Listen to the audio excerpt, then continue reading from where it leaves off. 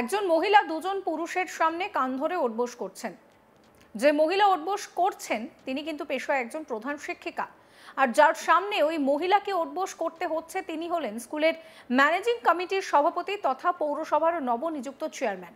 এই ভিডিওটি সোশ্যাল মিডিয়ায় ভাইরাল হয়েছে। এই ভিডিওটিকে কেন্দ্র করে এসআইআর আবহে চাঞ্চল্য ছড়িয়েছে গোটা রাজ্যে। একজন মহিলা যিনি আবার প্রধান শিক্ষিকা, তার কি পরিস্থিতি হলো যে তাকে ওঠবোস করতে হলো? গোটা ঘটনাটি ধরা পড়েছে সিসিটিভি ক্যামেরায়। যদিও সেই ভিডিওর সত্যতা আজ তাক বাংলা যাচাই করেনি।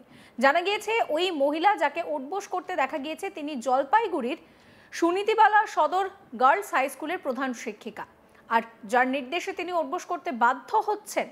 ভাইরাল ভিডিওতে হলুদ পাঞ্জাবি পরা ওই ব্যক্তির নাম সৈকত চ্যাটার্জি। তিনি ওই স্কুলের ম্যানেজিং কমিটির সভাপতি তথা জলপাইগুড়ি পৌরসভার নবনিযুক্ত চেয়ারম্যান।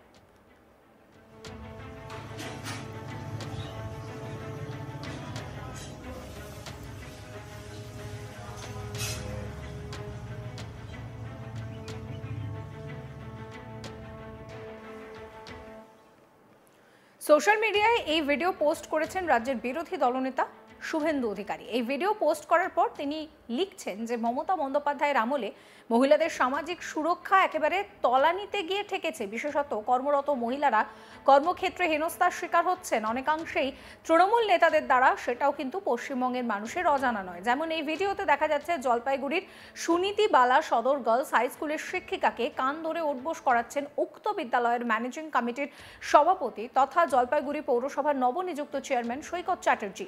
ইনি আবার সে হচ্ছেন যে সে কেউ নন, একেবারে স্কুল শিক্ষা দপ্তরের প্রতিনিধি হিসেবে সরকারিভাবে নিযুক্ত সভাপতি। ওনার একটা পরিচিতি আছে। জলপাইগুড়ি তৃণমূল কাউন্সিলর তথা ভাইস চেয়ারম্যান সৈকত চ্যাটার্জির সম্প্রতি পদোন্নতি হয়েছে, চেয়ারম্যান পদে উন্নীত হয়েছেন উনি। মনে হয় শিক্ষিকা মহাশয়াকে অপদস্থ করার পুরস্কার হিসেবেই প্রাপ্তি ঘটেছে। এর আগেও কলেজে মহিলা অধ্যাপিকাকে জলের মগ ছুঁড়ে মারার নজির রয়েছে তৃণমূল নেতার। তৃণমূলে পদ পেতে গেলে এই ধরনের কাণ্ড ঘটানোই স্বাভাবিক। এই পন্থা অবলম্বন করে আগেও অনেকে বড় বড় সব পদ পেয়েছেন। তবে সৈকত চ্যাটার্জি এর আগেও খবরের শিরোনামে উঠে আসে।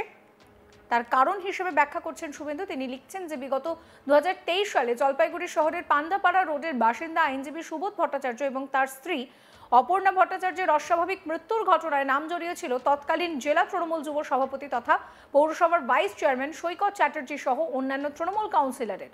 সেই মামলাতে জেল হয়েছিল সৈকত চ্যাটার্জির। দুর্ভাগ্যের বিষয় হলো এই রকম এক কলঙ্কিত ব্যক্তিকে জলপাইগুড়ির মতো ঐতিহ্যশালী শহরে পৌর প্রধান করেছে তৃণমূল। মাতৃশক্তির সম্মান নেই যার কাছে, সেই ব্যক্তি শহর পরিচালনা করবে কিভাবে? এদিকে লাভ জিহাদের নামে বাংলাদেশ থেকে মহিলাদের এই বাংলায় নিয়ে এসে বিয়ে করে শ্বশুরের নাম বাবার নাম দেখিয়ে ভোটার কার্ড আধার কার্ড বানিয়ে দেওয়ার ছক রয়েছে তৃণমূলের। এই অভিযোগে সরব হয়েছেন রাজ্যের বিরোধী দলনেতা শুভেন্দু অধিকারী। তিনি আরো বলছেন এই কারসাজি করে তৃণমূল ভোট জিহাদ করার চেষ্টা করছে। তিনি ঠিক কি বলতে চাইছেন শুনুন। লাভ জিহাদের নামে ফেসবুকে আলাপ করে বাংলাদেশ থেকে অনেক মহিলাকে এখানে বিবাহ সূত্রে আনা হয়েছে। তাদের শ্বশুরকে বাবার নাম বলে দেখিয়ে তৃণমূলের সৌজন্যে আধার কার্ড এপিক কার্ড করা হয়েছে।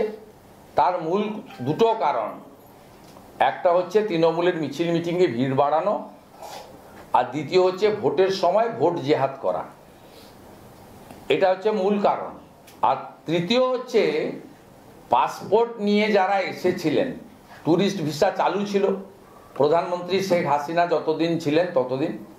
তার পরবর্তী পরিস্থিতিতে ভারত সরকার রেস্ট্রিক্টেড করেছেন, মেডিকেল ভিসা চালু রেখেছেন শর্ট 2 মাসের, আর ট্যুরিস্ট ভিসা বন্ধ হয়েছে।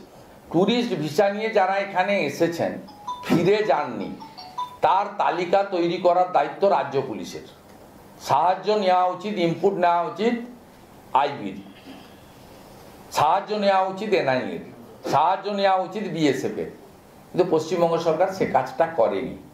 তাই গুজরাটের মতো রাজ্য থেকে 3 লক্ষ বাংলাদেশি মুসলিম ইনক্লুডিং সাম রোহিঙ্গা তাদেরকে বিএসএফ এর সাহায্যে ডিপোর্ট করতে পেরেছে। পশ্চিমবঙ্গে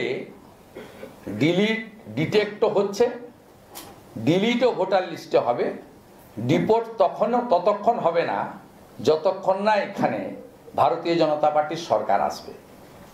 তাই পশ্চিমবাংলার ভারত প্রেমী নাগরিকদেরকে বলবো, বিজেপিকে আনুন। এই অনুপ্রবেশকারীদেরকে, যারা ভিসা পাসপোর্ট নিয়ে এসেছেন আর ফিরে যাননি, লাভ জেহাদের ফাঁদে পড়ে এসেছেন, বিয়ে করে বাবাকে পরিবর্তন করেছেন, বেড়া খোলা ঢুকে পড়েছেন, তাদেরকে ফেরত পাঠানোর দায়িত্বটা আমরাই আগামী দিনে নেব।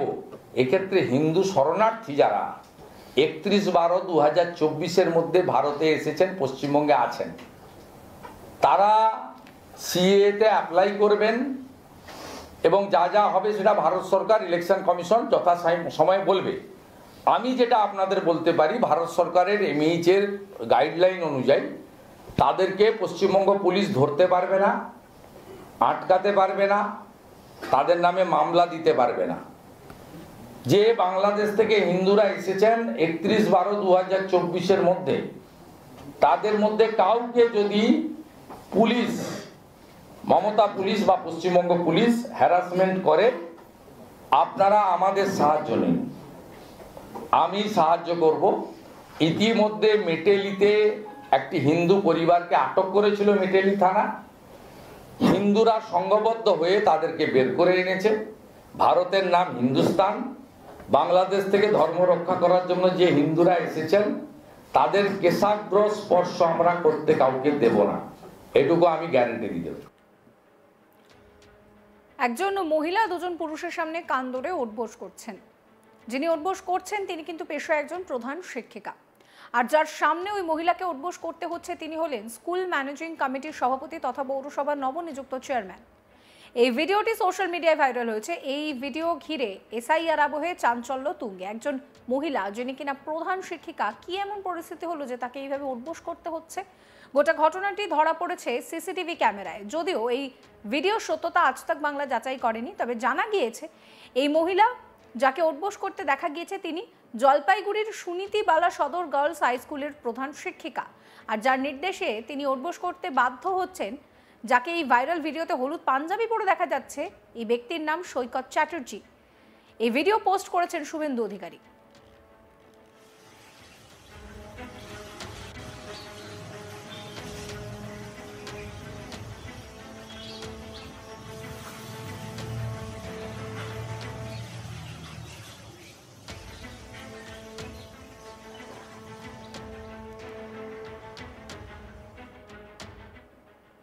এই ভিডিও সম্পর্কে আপনাদের মতামত জানাবেন। সমস্ত খবরের আপডেটের জন্য চ্যানেলটিকে সাবস্ক্রাইব করবেন, নোটিফিকেশন পেতে বেল আইকনে ক্লিক করবেন, ফলো করতে ভুলবেন না আজ তাক বাংলার হোয়াটসঅ্যাপ চ্যানেলও।